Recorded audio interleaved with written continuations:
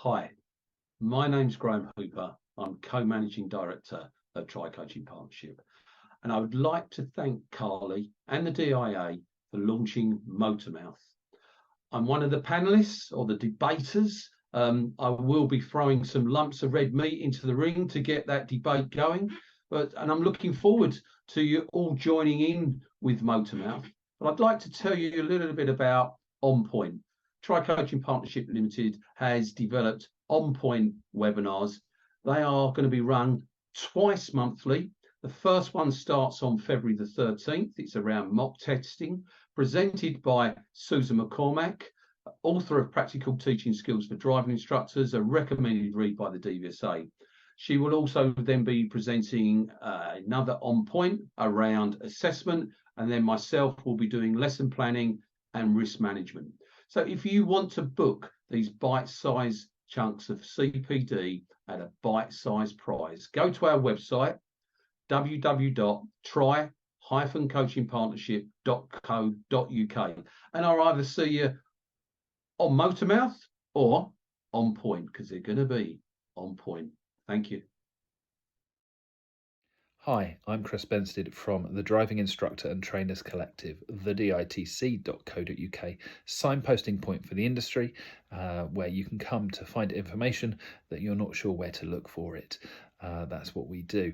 I am also a specialist theory trainer, and I run Theory Test Explained, supporting your pupils who are struggling with the theory test, helping them to understand the way the test works and the questions, have the knowledge, be able to pass, and then help stop them holding you up because they can't book or take their practical test.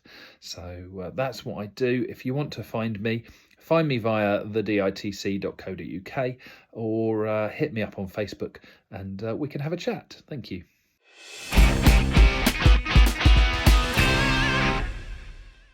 Welcome to Motormouth.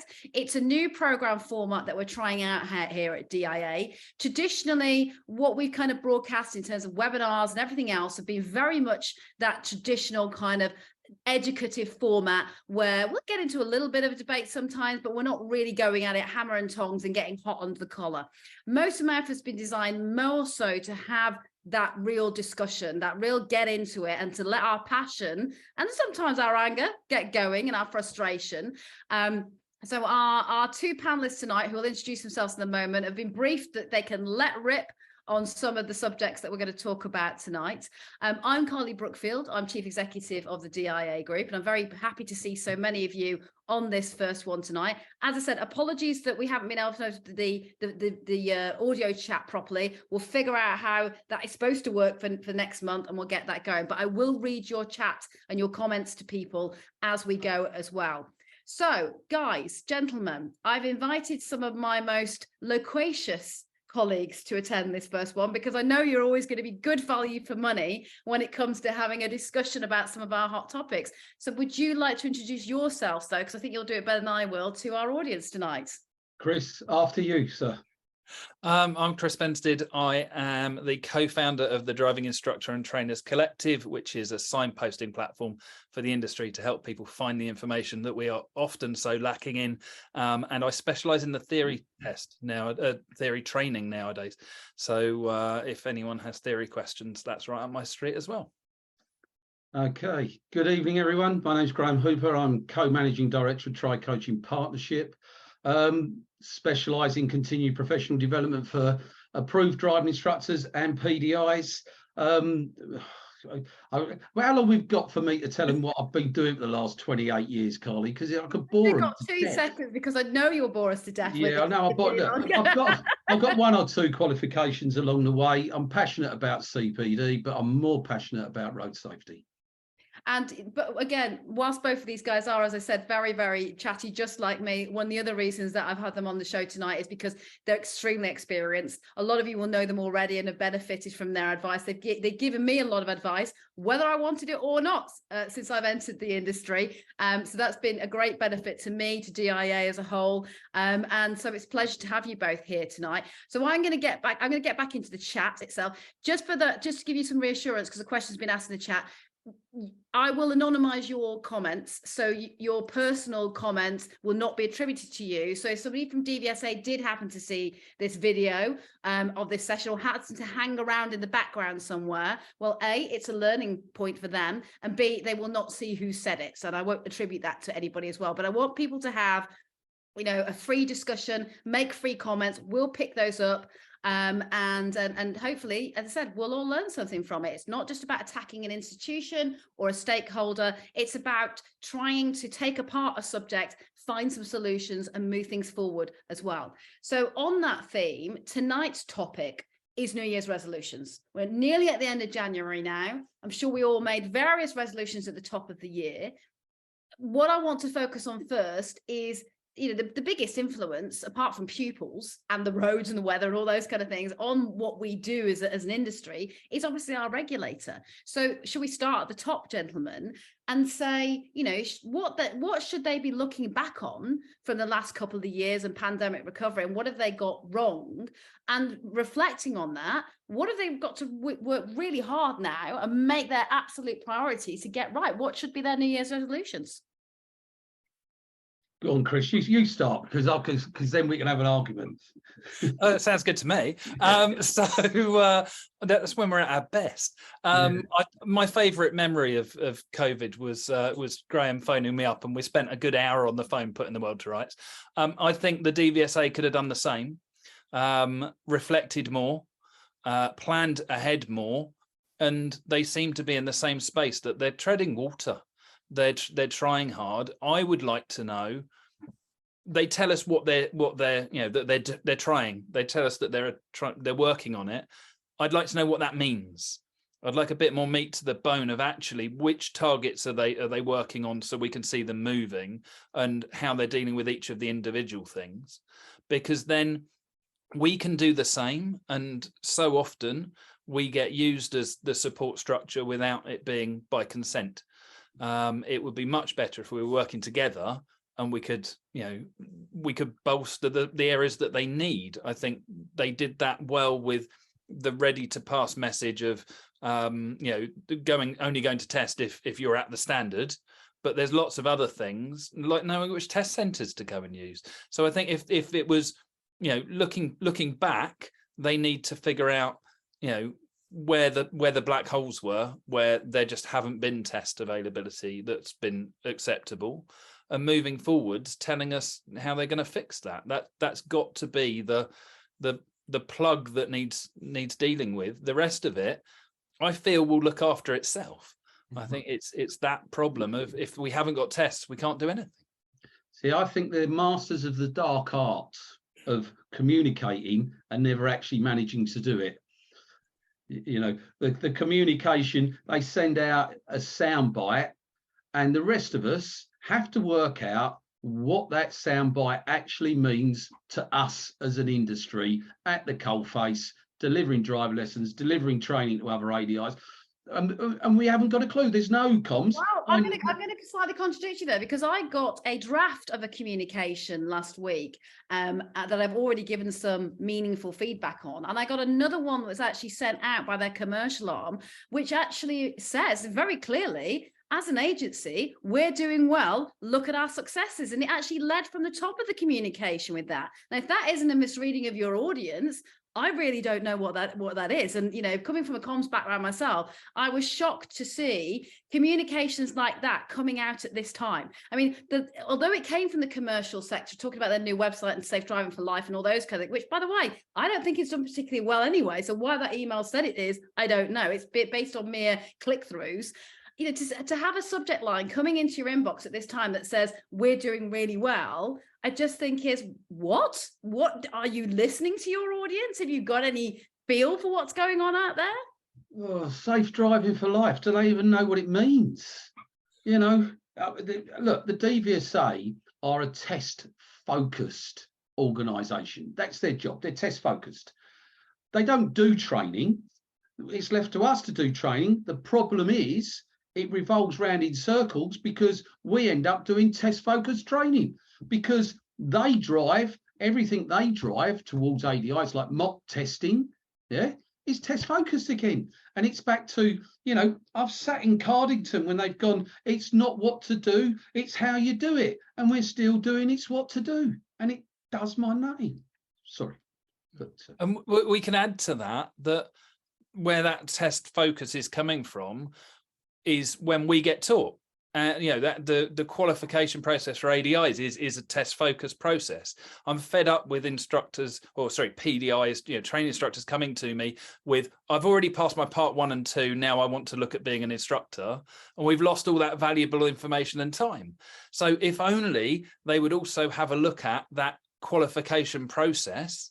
And they are test focused, and we have to remember that's minimum standards. Yeah. So let's up those minimum standards. Can I ask, you know, the delegates, pop in the chat for me what you think the Dvsa should be doing and making a massive priority, because you can listen to us bang on forever, but you know, we might all share the same view. We might be being arrogant that we're all quite aligned, but that doesn't mean everybody thinks the same thing. So, you know, any solutions, any ideas that you've got, or any focus that you think they should have. I mean, it should be obvious, right? Getting those test waiting times down, you know, offering a better service overall, looking at things like audit, ADI qualifications, all of those things. But there may be some things that we're missing here. I'm seeing in the chat that, you know, people giving test dates sooner rather than later, giving more, I suppose, which is going back to what you two gentlemen said, giving more line of sight of what's going to be available and what's accessible to the ADI is vital, isn't it? I think the thing is, and we have to be careful what we wish for. Yeah. We really have to, because I know ADIs want that waiting time down. And then you've got to ask yourself, what's driving your business? You know, the market is extremely buoyant. You're turning people away. Is that because, you know, the waiting time for tests? Because if you fail a test, they're back in the queue. If they can't get a test for 6 months, 6 months later, they're going to need driving lessons. But we can't get 6 months. We can't even get anything, Chris, can you? No, at the moment, what we've got is not visible. So yeah. What if we could get 6 months? Actually, I'd be happy, and we can work with that. So if we could forward see that availability so that we know what's coming, rather than as soon as it appears it's been booked, probably not by us, by some bot somewhere, or someone who's trying to resell tests and they're grabbing as many as possible, because that's what we see as the threat. Whether that's even true or not, we don't know, but we haven't got visibility. So at least if you've got 6 months, if you know you get a pupil on board, we'll get your test booked now because it's going to be a 6 month wait. I can work with that because it's something manageable. What we've got is, I don't know how big the queue going round the corner is. We've all been to those events where we think, all right, that's manageable, I'll join that. You walk round the corner and it's another 3 blocks. And what you can see isn't the reality of it. And I think that's the biggest issue, is our vision isn't our reality. So I will interject here that I did actually ask Dvsa for what I call a heat map, showing where the hotspots were and what kind of numbers we were looking at for a test center, which is what you can sometimes see on other government agency apps, which helps them manage the numbers and helps the consumer decide, am I going to go and use that particular resource today, or shall I travel to somewhere else? And I naively thought that they had the capability and data to produce that kind of thing, and they just don't. I know they're dealing with lots of legacy systems that prevent them from doing things that normal businesses would actually have down pat in this day and age. But I do think that's got to be a priority going forward. Stop saying you don't have the capability IT-wise or data production-wise. Do that investment and get that data, get that information, because it's pivotal to what everybody's trying to do here, which is plan. Can I offer a solution which I probably not anybody's going to like, but the only people allowed to book driving tests should be ADIs. Then we get the business, we eradicate the school of mum and dad, we can manoeuvre the tests around, yeah, we're in charge, and then we can't moan about pupils not being read because we can keep moving them. Just to say to people, you can put in the reactions. If you see the reactions on your toolbar at the bottom, you can actually put thumbs up, thumbs down, laughing, whatever emoji you want to use to react to what people are saying.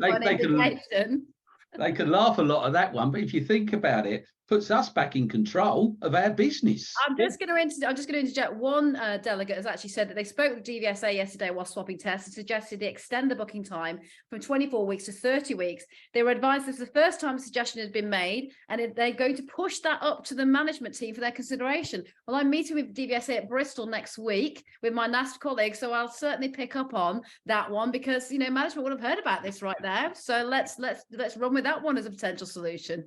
Do we think that would work, guys? No, I think it just shows the turnaround of the staff at the DVSA, because they hadn't heard it before. They can't have been there very long. It's because, in some respects, it's because it's so, like you said, Chris, when I started as an ADI, and I said this earlier, there was a 26-week waiting time. Now, it was a 26-week waiting time. I could actually manage that 26-week waiting time because I could book tests for 28 weeks time, for 29 weeks time. So I could get them, there was tests coming through. So then I was just, everyone who come through, once they've been on the books for a month, they booked, the test was booked for them. The test was booked, and that allowed me to manage my clients that when they were ready, they got a test, and they all knew that. So everybody was managed, everyone was into it. Look, it was agreed, terms and conditions, this is not your test, I paid for it. At some stage you've got to pay for it, or I'm going to give it to somebody else. Another attorney has just said that, wonder how much it matters that they're now asking ADIs to sign a form that we are only purchasing or booking the test that we need. So at a time when trust in the institution isn't amazing, the institution is turning around to ADIs to some degree and saying, and can we trust you? You're not in here. And we know that the problem isn't necessarily the individual ADIs, but it's the bigger organizations, isn't it? The companies who are going in there and scooping up things, which wasn't really particularly resolved by some of the security measures DVSA put in, because then pupils were being asked for an ADI number when one of the barriers became an ADI number. And Loveday said herself at the expo that they like some of the bots, the booking bots, because it does a job that their, as you would say, legacy system, or I would say out of date technology, is why cover it up with politics? So it does the job that they need it to do, because they can't do it themselves. So that is one of the biggest issues, is that we need the thing that is causing us a problem. That's never gonna work out. So until we've got that visibility, until we've got that element of control, the bit of paper's pointless, because actually I'm not keeping in accordance with it, because I can't book the tests that I need. So there's no way I can book more than, because every single test that comes past me, I can make use of. And I don't teach anyone out on the road now. Do we think solutions that have been mooted, such as longer opening hours for test centres and weekend working, are a good idea? And again, guys, show me in your reactions if you think that that's a good idea, or in the chat. I mean, one of the arguments that DVSA comes straight back with when you suggest things like that is we don't have the resources. The resource that we already use for doing 5 days a week testing are already exhausted, and we couldn't get them to do any more, and we can't recruit examiners quick enough because we have a training process of examiners that is too long and needs to be expedited, but we're not commercial, so we don't think about expediting like a commercial organization would. Do we think that would work? And the one thing I'd say in answer to that, we haven't got enough resources. I don't know whether you noticed, but just before Christmas, we all started to be invited to a lot of 3-hour open day events at local test centres. So we found resources for people to go to the test centre and look around a fire engine and talk to a test centre manager, and there are examiners present, but we can't find them to open for 3 hours to do a few extra tests. But do we think doing more would stray into Graham's territory of be careful what you wish for, because then you'll be working more hours even in playing catch up? Or do we think it would be something to alleviate the pressure that's in the system at the moment? We haven't got enough examiners or enough capacity yet. Yeah. I think we need to keep eyes on it, but we haven't got it yet. What about reducing the test time down? One of the delegates has just said, what if we reduce that test down to 30 minutes? Would we lose so much in terms of the assessment? into assessing, was that person ready, or can we tell in 30 minutes whether they should have that license or not? And would that have more efficiency, almost Japanese manufacturing style efficiency of squeezing down processes and taking time off them? I think most of us who train anyone in driving, we know within 30 seconds whether they're going to pass a test or not. We don't need 30 minutes to work it out. It's not that difficult. So yeah, if they could have, I think that knocks on, Carly, to moving the test centres out of the lot of the locations that they're in, because some of the test centres are gridlocked at times of day when you can't test the client. They're gonna, can you sit in traffic for 30 minutes? Tick, well done. You might get a little bit of 40 or 50 miles an hour on the way back if you're lucky. End off, places like Tunbridge Wells would spring to mind. How could you conduct a test from 8 o'clock in the morning? It's ridiculous. How can you do, and worse, how can you do a Part 3 test at 8 o'clock in the morning? How does the PDI actually construct a lesson which doesn't involve, manipulating it, because there's no route planning involved, because you're screwed? So moving the test, I know they're trying to do that in some respects, but that would make sense, because you could deal then, if they moved them to outside, you could deal with tidal flow, and tidal flow is that traffic flowing in and out. If you can deal with that, then you're going to be able to run a test more effectively, because you're able to actually get them out and moving. Anything which is in town centres is gridlocked left, right, and centre. You can't. You're just screwed. And if they go on, Chris. I was going to say the flip side of it though is the thing that we all hold dear, which is road safety, and we've already given Category B drivers the right to go and tow a trailer with no trailing. Yeah. But we've covered it because we put one question in the theory test, so it'll be fine. And we just we're eroding it that bit further. If we go to 30 minutes, are we not devaluing an already rock bottom price? Okay, test? Chris, I'm going to say, not if they're really well trained. If the ADI is really well trained and is able to train around road safety and not just about behavioural and psychomotor skills, then yes, because if we can deal as an industry with thoughts and feelings as well as behaviour, then yes, but then that's me banging on about coaching and client-centred learning. How boring is that? Yeah, because the Dvsa are going back to what? Core comps? See it, say it, sort it. If they had a better strategy of looking at what happens before the testing process, rather than spending an inordinate amount of time at that single last goalpost, the only goalpost really. Okay, we've got the theory test, but let's face it, this is a final hurdle. We could actually, it's not a magic wand, but we would resolve quite a lot of road safety issues, I think, and we'd resolve some resource efficiency issues as well. So soon we will start our trial of a modular learning to drive process, which is actually saying we want pupils to do more assessments in the run up to the test centre.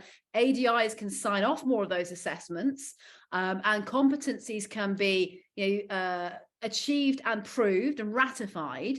And actually, you could go down to 30 minutes then, because this would be a summary assessment, based on a lot of the competencies that had already been assessed. And the good thing about that is you're pushing the workload out to the ADI workforce. Now, we will talk about whether they can actually take that burden on in a moment, but you're pushing it out to an audience that really wants to do it and could arguably do it better as well, with the right training, the right support, the right systems around them doing it. And that must be a win-win for everybody, because we have pupils working towards a consistent curriculum, which we don't. We think we do at the moment, we don't, but there's a lot of choice about what you teach with each pupil. I know that's client-centered, but you have to have some consistency and a consistent curriculum that, is benchmarked against and people are measured against at regular intervals, both the trainer and the trainee. And we get that consistency. We'd ensure that everybody was working towards the competencies and able to achieve them. And both parties were being assessed in that process. And then moving towards a test, it becomes less onerous for the Dvsa to provide it. But Are we going to get that in the short term? I don't know. We're only getting into the research stage after Okay. many years of talking about it. Can I just, Chris, because this is going to allow you to speak rather a lot. Yeah.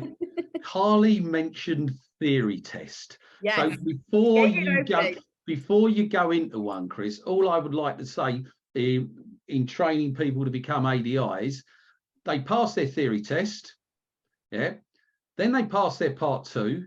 And then when they come to me for part 3, they don't know their theory and they can't drive.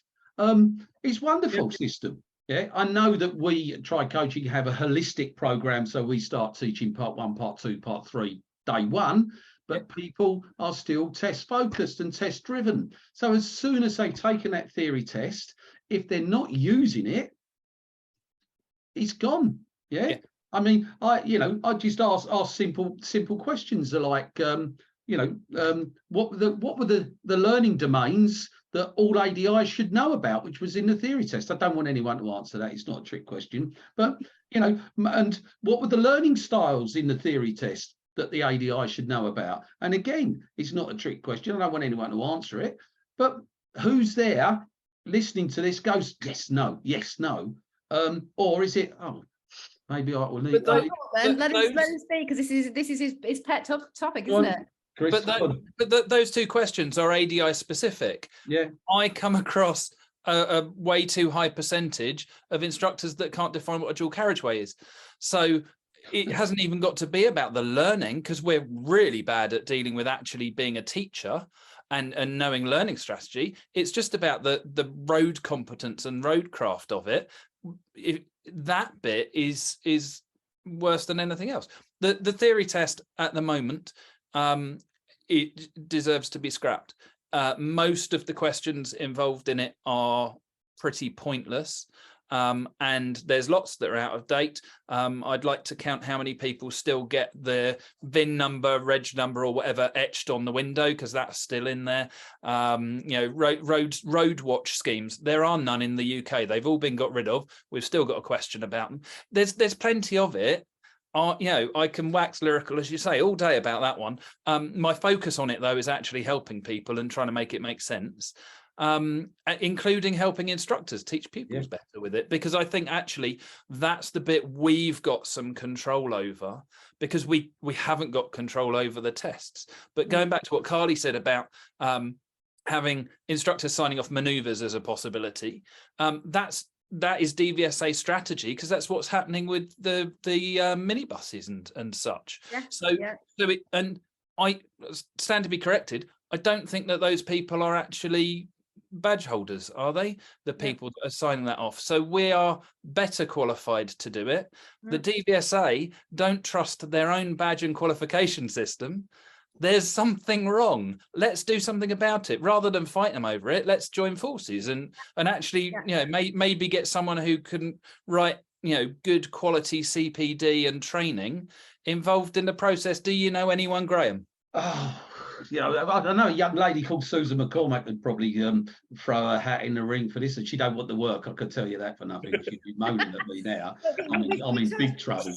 We've touched upon it briefly that, obviously the process of learning to drive should be really looked at, because we look at things like graduated learning, and there's a real intensity at DFT level, not that they're completely keen on it because they think it won't be an electorate winner, but there's always conversations about that. But for me, that's always been stable door horses bolted stuff. We should have that predominance of focus on improving the learning to drive process and involving ADIs more in that, because they are competent and they can do it, and with the right investment we can get them to that assessment standard that is probably going to be more productive than what we're getting out of examiners at the moment as well. But I suppose the other great fix that Dvsa needs to get its head around this year, and always keeps getting put back in that box file on the shelf, got out every so many years, is the ADI training and qualification process. Okay, Carly, just correct me if I'm wrong, because I think, wasn't there some time ago, pre-COVID,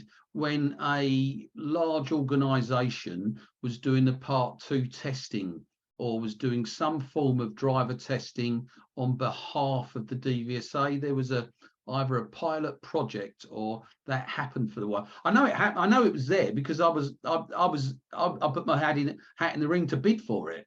I didn't get it, Full disclosure, because NDAs are off now because we never did it and we're past that point. We were asked to help out during the pandemic. Obviously, Diamond is an examining brand, to provide examiner support or training of examiners, to help them with training of examiners is another bit they were asked to help with.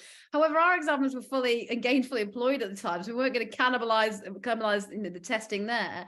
But equally, our biggest feedback on that was, to help with the training examiners, you need to bring that training period down. You are in a need environment. You need to expedite it. And there's a lot of stuff in here that more commercial organizations, as I said before, would not have in the training programs. So it's about a 6-week program at the moment. We looked at it and said, we're going to involve in that. We would want it really shortening down. It doesn't take away the quality. It just means that you can be more focused on what really matters and get people out there in the field where they're really going to learn about what they have to do. Can't they just do an apprenticeship? You know, I mean, you know, you learn everything, most things, you know, for being an examiner, you learn that on a job.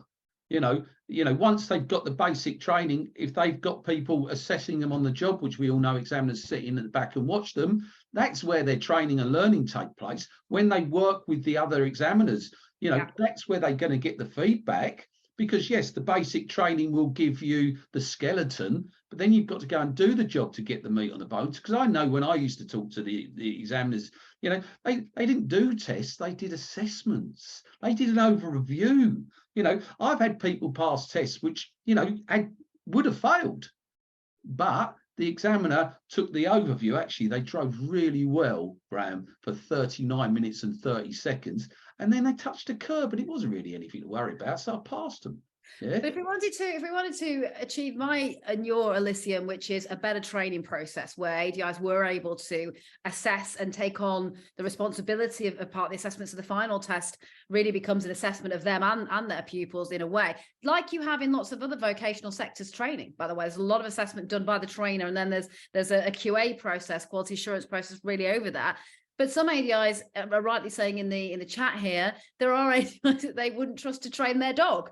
And that goes back to what I was saying. The thing that we need to get Dvsa to focus on in my book this year is instructor training and what we do with that from soup to nuts, and kind of the whole kind of CPD element of it as well. So making sure the entrants that are coming into the industry are trained in what they actually need to know and do in the real world of training, because I don't think the current qualification really, I mean, it's got no business development or management module in there, no instructional techniques and coaching or learning and development styles really. There's nothing about safeguarding, an extremely crucial part of learning to be a trainer of any, live group of human beings. There's so many things that aren't in it. It's kind of more about what's not in it than what's actually in it, and what's in it isn't being taught necessarily properly as well, because we've got the same kind of lax approach to the trainer process too. So what do you think we could do in terms of focusing on resolutions there this year, or start the journey? They're not going to do it all this year, but can I just say there are some dogs that I would trust more than some of the training that's being delivered to train instructors. So I think it works both ways, and just because it's nearby me, I don't know if you can see it because of the I can see that. But if only we had a standard that we could hold up and we could be proud to be part of. It's an audit. I know it's audit. Don't like the blue touch. I'll just go. Yeah.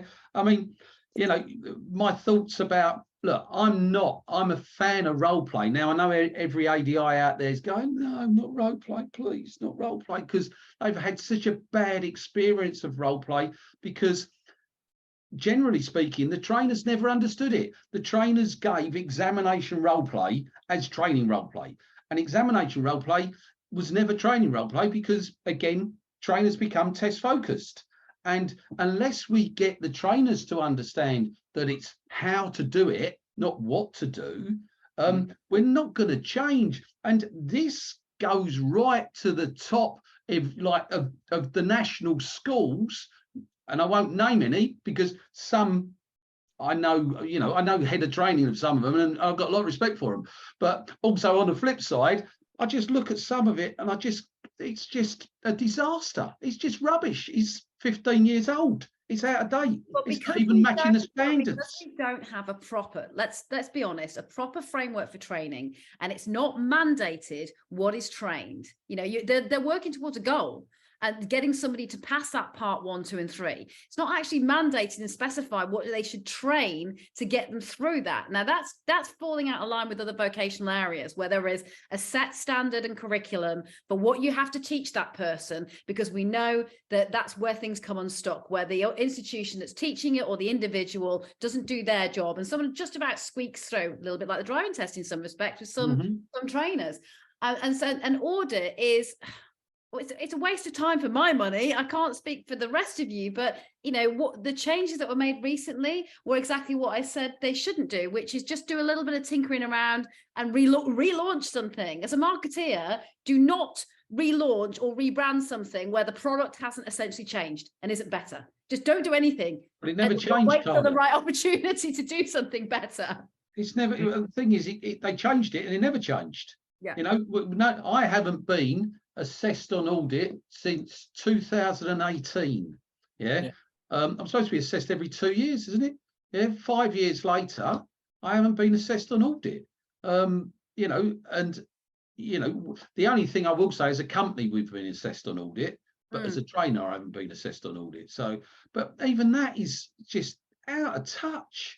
Just the whole thing is just the Dvsa. Look, Carly, you know, when we're talking about you know, the Dvsa being our standard and recognition, when we gained recognition and accreditation with the BTEC level 4, recognised by the Dvsa, their comms come to me and said, I can only mark it through the yellow pages. This was last year. The yellow pages, what century are we? So you can imagine I kicked off and now I'm allowed to actually have it, you know, on my web. I wasn't allowed to have it on my website, in my emails. What do you mean? Social media? How are we communicating in this world? You know, they're communicating 30 years ago. One of the delegates is saying that it needs to start with the recruitment of PDIs, and I don't disagree with you that, you know, what we tell PDIs about what the job entails is really important, and introducing them to the profession and doing that, not screening. We want to encourage people to enter the sector, but we do need to give them better insight of what's involved. However, I do believe that if you actually had a proper curriculum for training, you would be able to see that. If I want to be retrained in other areas and other vocations, I can go and look at the curriculum now and know what I'm in for. And hopefully, as a mature learner, which I would be now, I would make a judgment that I might not be up to those standards. I might not be able to do that work, because a lot of people are studying to be a PDI alongside other work as well. But we're not giving them any of that information. I agree with the delegate. We're not giving them the right information. They're not getting it out of their schools because there's no mandate for the schools that are training these people to give them that information. So how do we expect the best to come through this system? And then, you know, how do we expect them to keep motivated and keep wanting to do it if it's all rather mulchy and mysterious, isn't it, really? And that's down to standards as well as the information given. I mean, I know Chris has done our trainer course. Our trainer course is a holistic approach to training. I don't know anybody else out there, Chris, apart from maybe individuals, but anybody else out there as an organisation and doing a holistic approach to instructor training and having a course which actually matches the Dvsa National Driver Rider Training Standards. It's written against it, you know, because we train people to become a Dvsa ADI. I'm just asking people in the chat whilst we're chatting, what do you think should be, if we had a blank sheet of paper, folks, tonight, and we were the deciding board of the new trainer qualification, we were doing modernising driver training 2023. I mean, God grave, it's only been 10 years since we sat through all those meetings in 2013 where they told us we were doing this exercise. Yes. And that just kind of got thrown in the bin. What do you guys think, whilst we're chatting, if we were to build a perfect qualification, what are the essential building blocks that should be in there? Because we want to keep pushing these conversations with Dvsa. It's on the agenda, very NAS meeting. I put it on every time. What are you going to do about the ADI qualification? And it's always pushed to the end of the agenda, and everybody's always packing up their pencil cases at that point. But I still keep pushing, and I still get the same answer that it's not a priority at this time. Yet then we find, Graham, other things are prioritised that we don't think are as important, much as we like having them. But yeah, let me know what you think should be in that qualification. Before, we've only got a little bit of time, and I do want to cover what should be the resolutions for the industry and ADIs. Otherwise, we'll spend the whole hour bashing DVSA only. And we've got to take some responsibility ourselves sometimes for what happens moving forward. But what last remaining things, if you were to give advice to DVSA today, should they be mindful of in 2023 and try and fix, or what mistakes shouldn't they repeat? Not just doing new stuff. What should they stop doing? You know, what should they start doing? What should they erase completely? I never thought I would say this. There was times when I think CPD needs to become compulsory, but not watered down compulsory. Yeah, not tick box exercise compulsory, because that's the danger that it would become. It's in the standards. Yeah, Unit 5, Role 6. It's in the standards. It's there. Why isn't it pushed by the DVSA? And why isn't it? I think that people who deliver CPD should be accredited to deliver CPD, not just turn up and do it.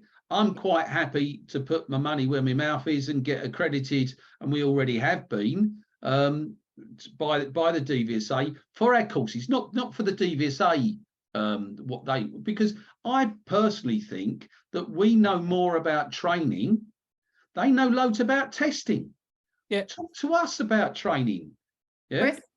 But the reason that I wouldn't currently go down an accreditation route is it would be a DVSA accreditation. Yes. I've already got one of those, and I think for me, we need to, and the DVSA needs to, decide what good is. Yes. And the problem is, the second you try to do that, there's so much infighting because we're all better than everybody else because of the competition. That actually, if we knew what good was, and we do know what good is, because there's nothing wrong with the standards. It needs to be rewritten in terms of we can read it. But actually, what's in the standards is fairly good stuff. But that's not good. That's the standards, and therefore it's a maximum standard. And DVSA's version of good is passing the test, is the minimum standard. So actually, I don't think that is what good is, and what we should be looking at. It comes down to what we said at the beginning and where we all come from. It should be down to how people perform after the driving test. If you want to judge a driving instructor, if you've still got 1 in 5, and I don't know the current stats, but if you've still got 1 in 5 crashing, then it's not good enough. No. So where are they crashing? Who are they crashing with? If you're going to hold me to account, not on how they perform on test, because people get anxiety and all of those other reasons that are really valid. Hold me to account how they drive afterwards when you haven't got someone watching them. And actually, that's where the risk comes in. Yeah. And that's where I see it change. So how many ADIs teach self-evaluation skills? Because that's really what that area in that post-test training is, what is needed. We know that people are going to be individuals and make choices, but if we haven't actually tried to give them the technique before the test of self-evaluating, how the hell are we going to expect them to self-evaluate afterwards and learn from their mistakes? They don't know how to do it.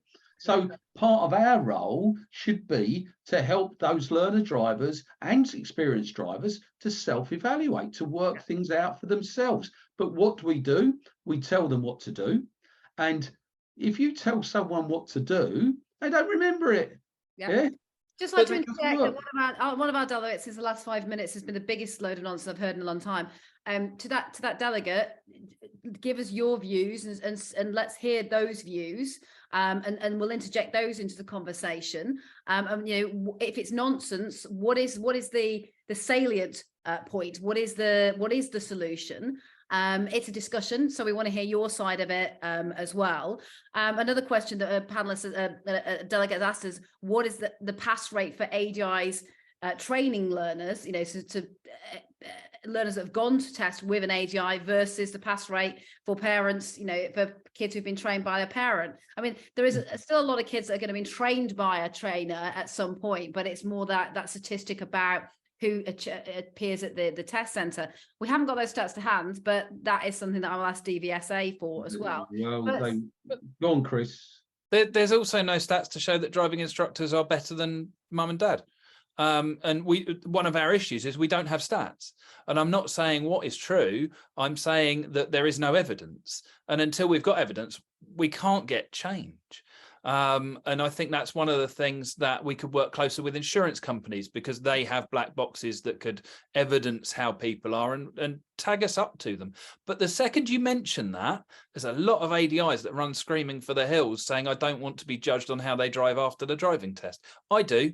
I'm happy to stand up to that. You don't even need a black box of that. You can send out a survey to your customers. And in terms of self-reflection, that is something that people should be doing anyway. Businesses that aren't necessarily asking their customers after service. I know we find it very irritating when we just buy a small thing and then we have to fill in a survey, but there is some useful data and metrics that get drawn from that. That's why companies do it, even if the whole customer base doesn't respond. So, you know, there is the ability, and it gets us, I suppose, onto the part where we say, what should ADIs be making resolutions about this year, rather than abdicating responsibility to some degree to higher powers like Dvsa? What is it as an industry and as individual businesses we should be doing to make the world a better place, to improve pass rates, to improve businesses, you know, all those things. So go for it on that one for the kind of remainder of this session, if you will, gentlemen.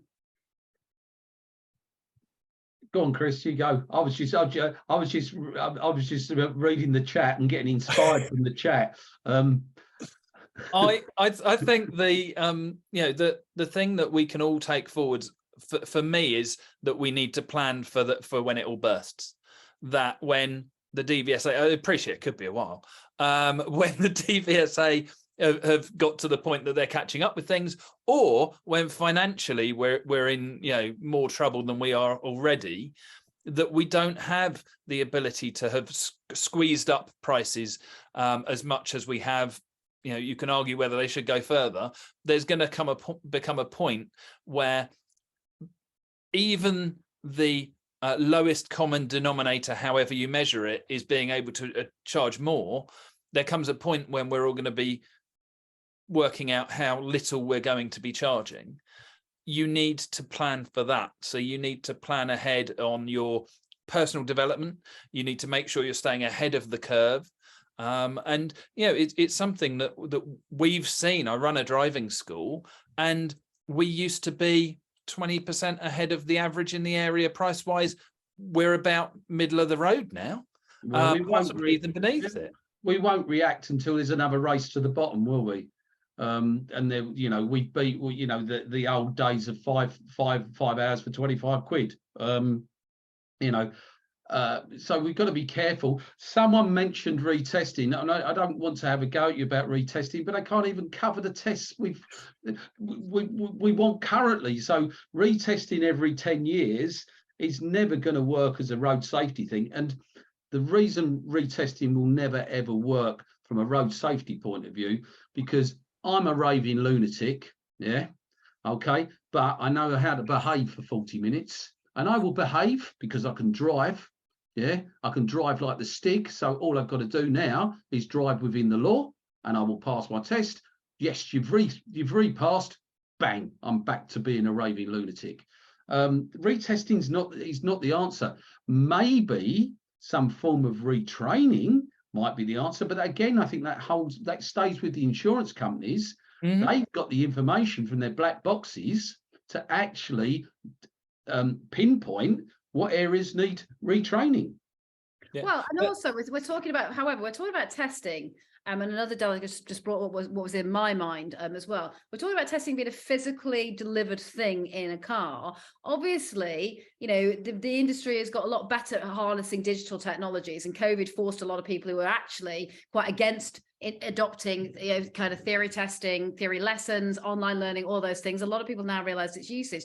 And so whilst we couldn't do physical testing every 10 years, we could do a lot more theory testing than we actually do. We could do a lot more, you know, kind of interventions along the way with people, whether that comes from insurers, who I think are the strongest influence on our drivers post-test. You know, we've got to work the insurance industry a lot more than we do, and so is Dvsa, to make them a part of the solution. But yeah, I think there could be a lot more that we could do on that side. And of course, it's not the the solution for everything. But people who say, oh, that's a stupid idea, or almost like, don't try anything, well, then we'll just stand still and do nothing then, shall we? Won't have any ideas, won't suggest anything, we'll just stand still and sit around in a circle moaning about it.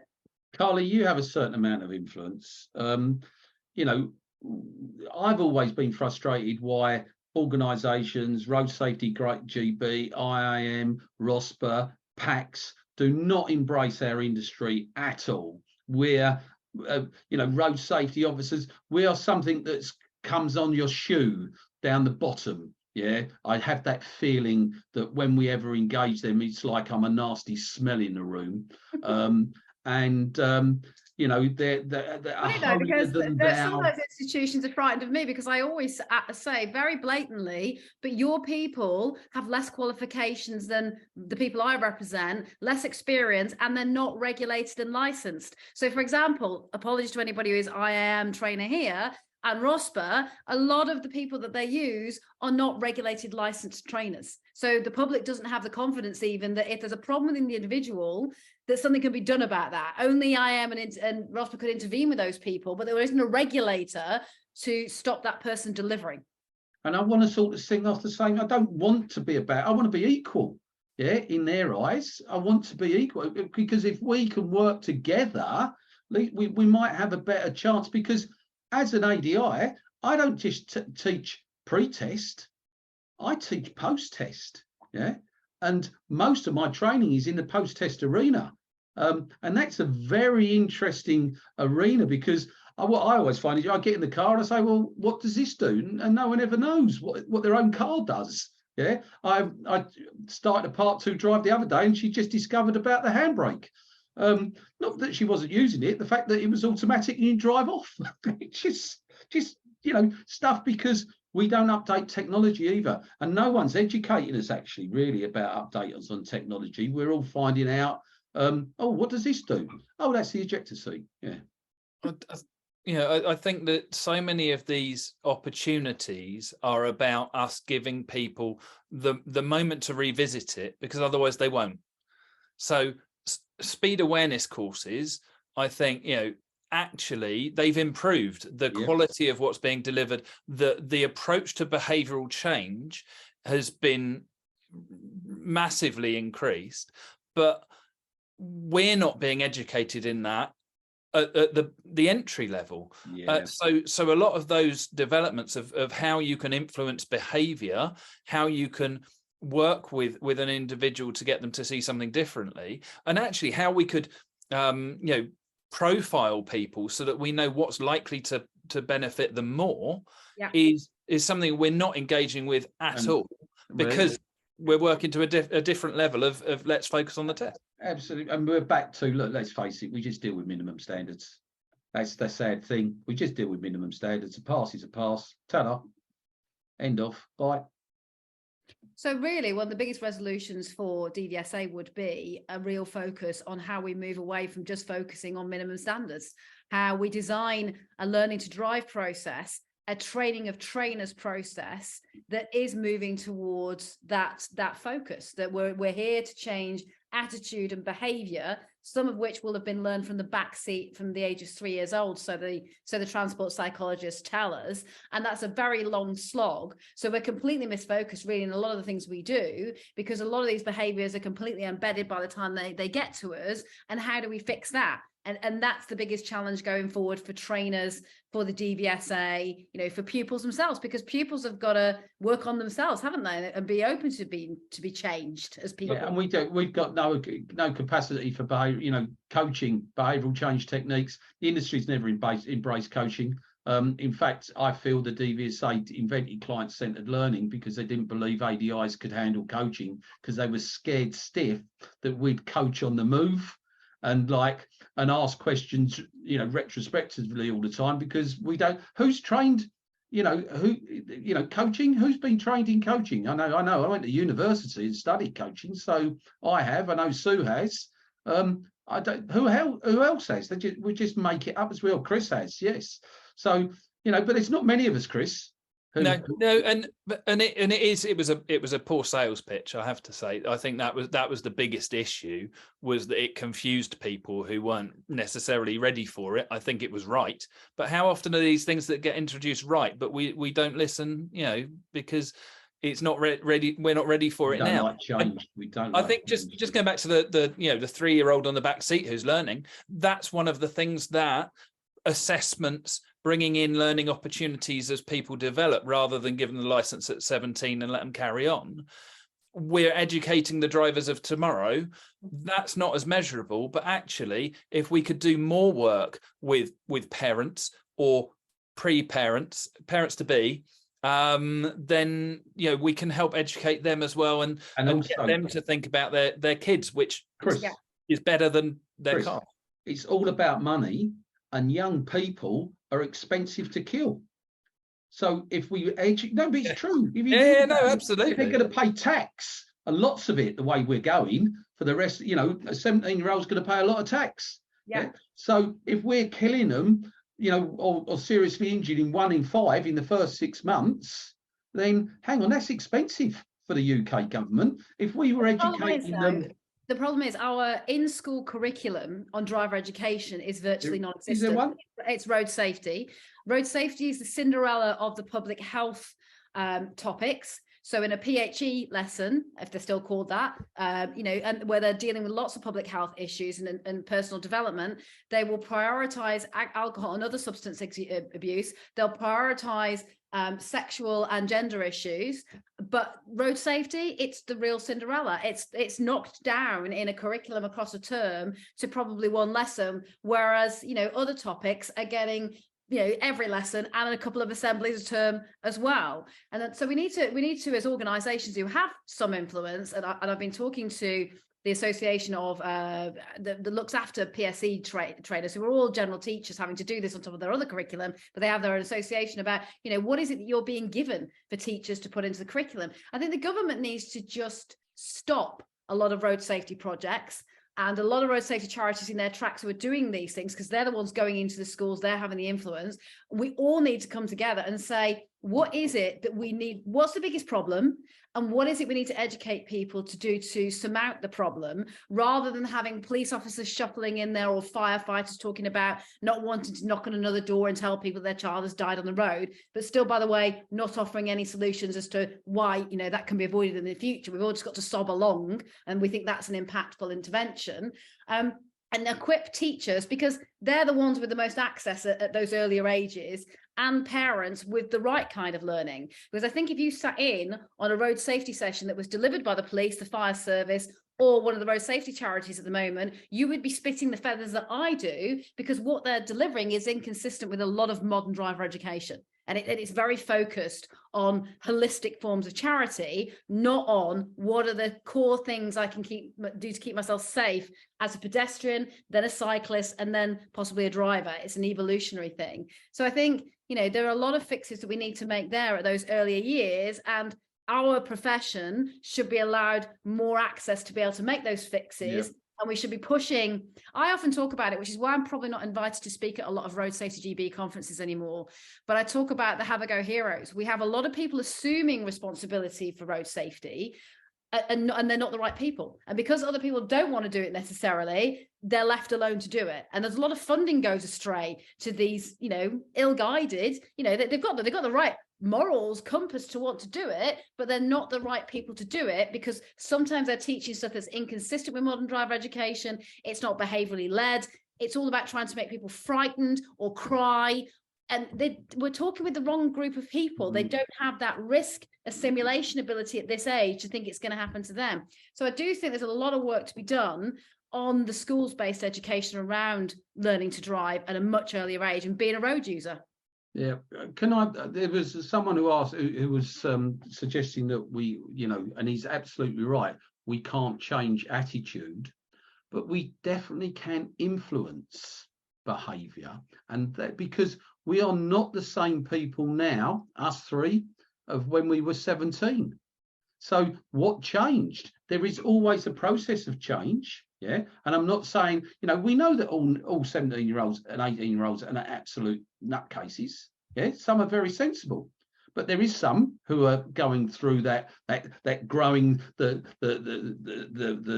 frontal lobe, and their risk assessments aren't great. But it is part of our role is to influence. We can't change them, we can't stop them, we can't make them change their attitude, but we can help them look at things another way.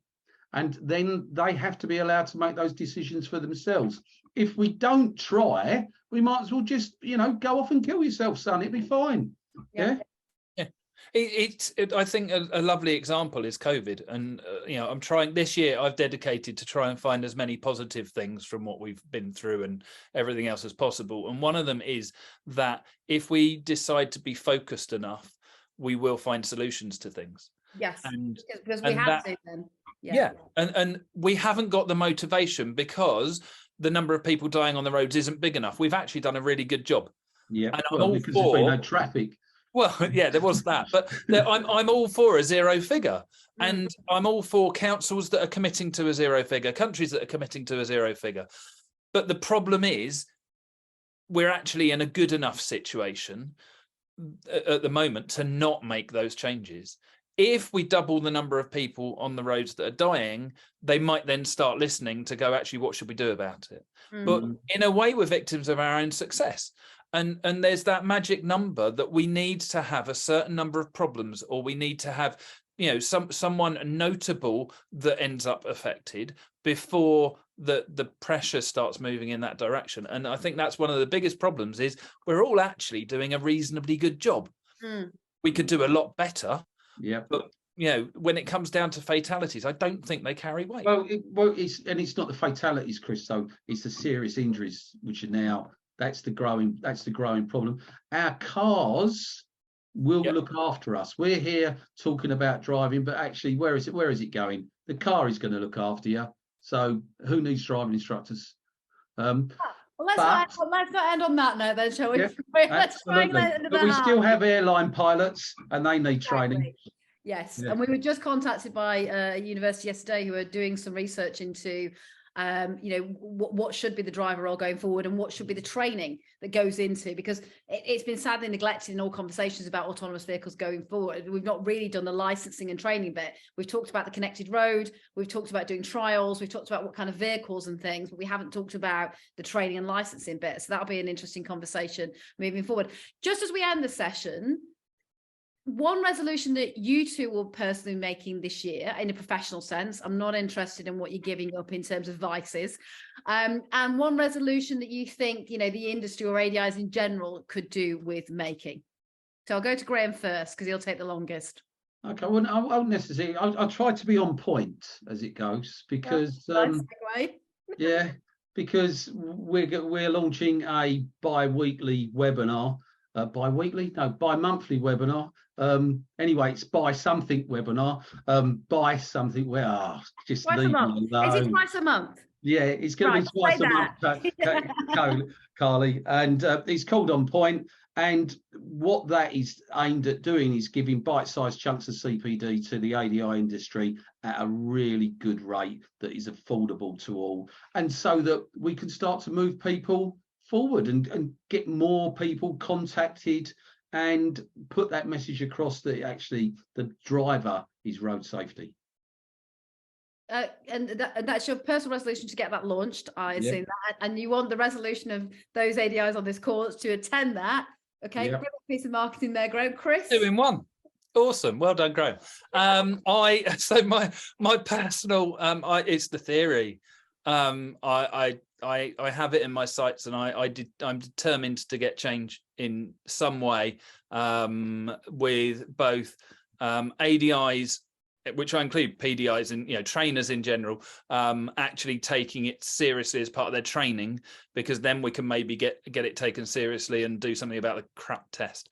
So addressing that is that's my thing, and I am determined to do something with that. And for the industry, I agree, it's got to be CPD based. Because of what we're doing here, I'm going to say listen to more podcasts, because they're brilliant CPD when you're between lessons. And I've always found one of the lovely things, not being on the road now much at all, I haven't got that gap between lessons and I'm loving it. You know, I can decide what I do and fill that time or not have that time. But out on the road, it's always part of the day. It's extended massively. So find a podcast that you can enjoy. The industry's got some really good ones coming through. Again, COVID really, helped with those. People sat around wanting to talk at someone. So we've got Terry Cook Instructor podcast. You could hear me there on occasion. We've got Mick and the Kit podcast. There's Dipod. Find one that suits you. That won't make you get too stressed and shout at the radio.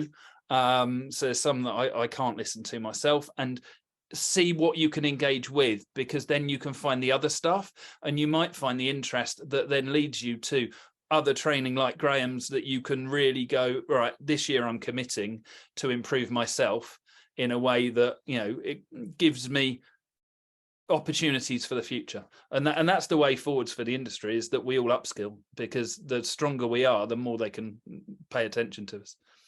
Brilliant. Thanks, gentlemen. I've just popped into the chat there whilst we just do the finishing off bit of this particular program. What other topics would you like to see us cover in these sessions? I'm also happy to hear from you in terms of what guests, panelists you should have. I think I'll have these two reprobates on quite regularly, because especially if we throw in some other guests in the mix, I think it could get even livelier, which is what we want these things to be, a lively discussion. We will try and fix for the next session people being able to speak themselves and give us their views and hear the views of you on the ground. Apologies that hasn't happened in this session. Blame me, not any of my team. I'm the one who needs to make the resolution about getting to know Zoom a lot better than I do this year. But we want them to be lively debates. We want them to be about deconstructing things for sure, but not deconstructing things in the way that we're just whining about them. We want them to be about thinking about solutions. And I find that when we have these discursive sessions, whether at conference or in this mode, we get some really surprising, not surprising because we didn't think you were capable, surprising because it's a viewpoint we haven't thought about before from our members, and some really good insights and some real turn it on your head thinking. So as much as we want these to be a lively debate, we also want them to be moving towards coming up with some ideas how to tackle the problems rather than just navel gazing. So any ideas about what we should be discussing, any ideas for how we can develop some solutions. Don't just see this as a program that is just recorded and we go off. I'm taking notes as we do it. I've got meetings where I can use my influence to take these ideas forward. So have Graham and Chris as well. We'd love to hear from you. And all that remains for me tonight is to thank my esteemed colleagues for giving us their time tonight, and thank you guys for making the time to come and listen to us and have your say as well. As I said, I'll make sure you have more of a say next time. And yeah, delighted to hear some feedback from you. And I wish you a very good evening for the rest of the evening. Thank you, everyone. Thank you. Thanks, guys. And speak to you soon. Take care, everyone. Bye-bye.